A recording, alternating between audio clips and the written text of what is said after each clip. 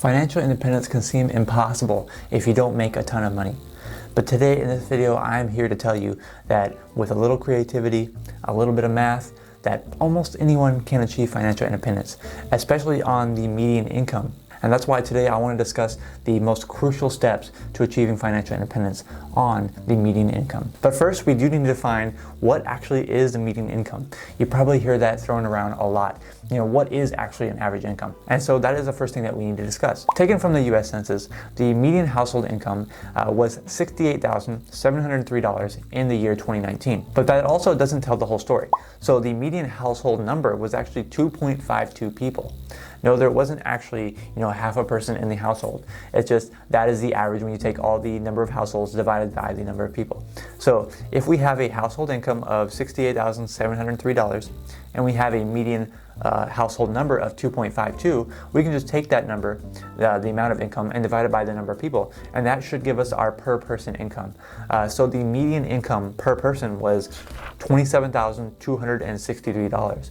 If we take that into account. We also have to remember that household number, that could also include, people that are not working. That could include, elderly that aren't working or making an income. That could include children that aren't making an income, or just non-working spouses. And so it might, mess up the median income just a little bit. Let's use the $27,263 per person. And then for this assumption, we're going to assume that it is an actual couple, that they are both working, they have no children at all. And if we multiply that by 2, we get a median household income of $54,526. So that is the number that we are going to be using for all of our numbers today when we're putting everything together. So now that we have that income, we can go and figure out how someone making this median amount of income is going to achieve financial independence. And what it all comes down to, no matter how much money you're making, if you're investing in index funds, and you're following the path to financial independence, everything comes down to what is your savings rate. How much money are you actually putting towards your investments every month? And of course, that's going to include some assumptions on how much of a return you're going to get and things like that. But, if those things are correct, if we can assume those returns, everything pretty much boils down to how much money are you actually putting away every month into your investments. And that is what's known as your savings rate. So if I use the Net Worthify calculator, which is a really great calculator for figuring out, helping you achieve financial independence. If I use that calculator, I can find out that, and if I want to achieve financial independence in 20 years, then I need to save at least 35% of my income in order to achieve financial independence in that time frame. And so that means that if you're making the median income, or whether you're making double the median income, if you can save 35% of your income, then you should be able to achieve financial independence in about 20 years. So if we're talking about the median income that we just figured out right now, let's break that down. So $54,526, 35% of that is going to be going towards investing. Okay, so that would be $19,084 of annual investing, which is $1,590 per month. And then we have $35,442. That is going to be the annual spending, and that is going to be about $2,954 per month, okay? So that is going to be pretty much the averages. But also keep in mind that the median income that I just quoted before, that is going to be take-home pay, of course. So this is assuming that taxes and all deductions and everything that's taken out of the paycheck has already been done. And so they're actually getting paid this $54,000. Now with that in mind, let's see how we can make financial independence happen.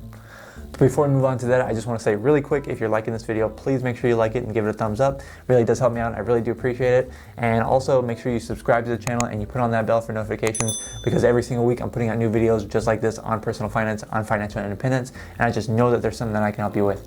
Currently, I'm putting out new videos every Tuesdays and Fridays, and those are going out at 8 a.m. Pacific Standard Time. So make sure you are subscribed and you have that bell on, because I don't want you to miss those new videos.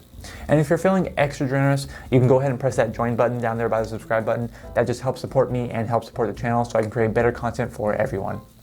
But let's move on to how we're going to make this happen. How are we going to make someone earning the median income achieve financial independence? The first thing we need to do is what everyone would need to do, and that is to decrease their expenses. Okay, let's assume that right now they're spending 100% of their income. We need to get down to spending only 65% of their income, so the other 35% can go into investments. Okay, so focus on the big 3 when we're going to go ahead and decrease our expenses.